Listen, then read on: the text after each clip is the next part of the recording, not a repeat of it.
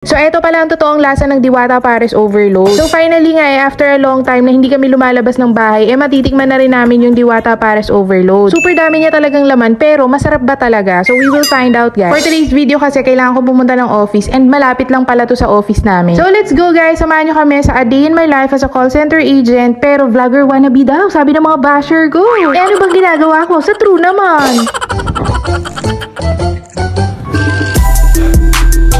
So today nga wala akong pasok pero may deadline kami. So kailangan kong pumunta ng office. After 3 years working from home, first time kong pupunta ng office kaya hahanapin ko pa kung saan yun. Hindi ko alam kung saan yung office namin. Kaya naman umuwi si Tito Ders from biyahe. Nagpasama ako sa kanya. Panggabi ako pero pinilit kong gumising ng tanghali para lang at least makaalis na kami agad. So pagkagising ko naligo agad ako tapos nagsuot na agad ako ng mga pang shield natin under the sun. Diyos ko, sobrang init. Binigyan din ako ni Tito Ders ng couple shades. So wala nga may iwan sa bahay at hindi na naman kami pinakawalan ng aming doggy. Sakay ni Tito Ders sa motor na ko, dali-dali talaga siyang nakiangkas din. Kaya naman iiwan muna namin siya kala mama. At nakita nga kami ng kapitbahay namin. Diyos ko, sabi mukha daw kami nang niningil ng Meralco. Ano kung Meralco po tayo? Ito sa init! Grabe ka, Ate Ani! Bakit ba Meralco?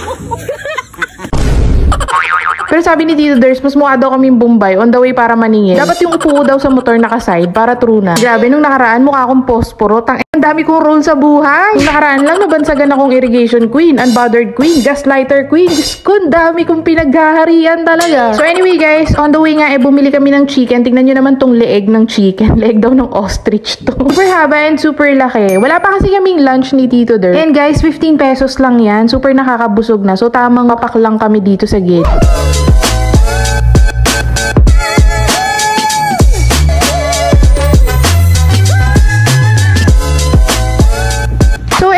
Itsura ng office namin. Diyos ko, buti na lang naka-work from home ako. Hindi ko ma-imagine na nagko-commute ako dito. Ang layo. So, bago ko nga kunin ang dapat kong kunin na nag-CR muna ako. Ang bongga pala ng CR namin, ha. Pinagtatanggal ko yung mga sabog na pawis sa akin habang nasa biyahe. Saglit lang naman ako dito kasi ang kukunin ko lang naman is yung webcam. Kailangan na namin kasi siyang gamitin during meeting, ganyan. Akala ko nga gagamitin every shift, eh. Baka makita yung puro food trip ko tapos yung mga damit ko puro butas pa during shift. So, guys, after nga nun, andito na kami sa Diwata Pares Overload. Super labit lang nento sa office, pero umikot pa kami dahil hindi kami makadaan ng diretso dahil merong nagwewelga sa Senado. So sarado yung daan. Nakala ko nga uuwi na kami pero naghanap ng daan si Tito Ders. So pagdating nga namin wala si Diwata today, pero ang dami pa ring tao talaga. Pero in fairness, bongga na yung system nila kasi hindi masyadong matagal sa pila, dire-diretso lang. Sa bagay ang dami kasing staff. So medyo nabusog nga si Tito Ders sa kinain niya kanina. So umorder lang kami ng tig-isa. Gusto lang namin tikman yung Pares Overload and yung chicken. So pagka umorder ka nga ng mga ganitong meal is only na yung sabaw, only rice, tapos meron pang soft drink. So 100 pesos lang dito sa Pares.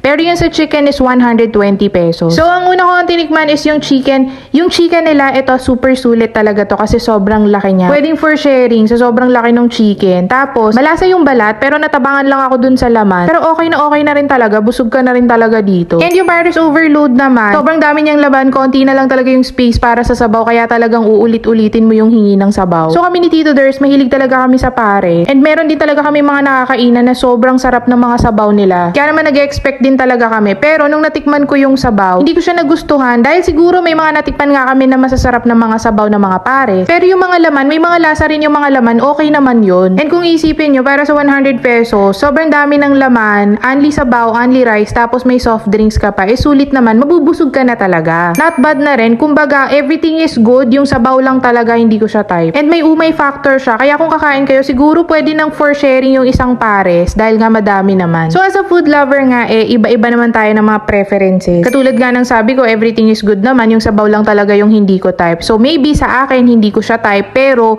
for sure, may mga taong bet yung mga ganong klaseng sabaw. And proven totoo kasi hanggang ngayon, ang dami pa rin naman talagang kumakain sa Diwata Pares Overload. Kaya if you wanna know kung ano talagang tunay na lasa ng Diwata Pares Overload, you should try it. So ayun lang naman for today's video, guys. Kita-kits ulit tayo sa next upload. Thank you so much for watching. Bye-bye! Nasa bawat oras na kasama ka, pagkaiba talaga aking nadarama.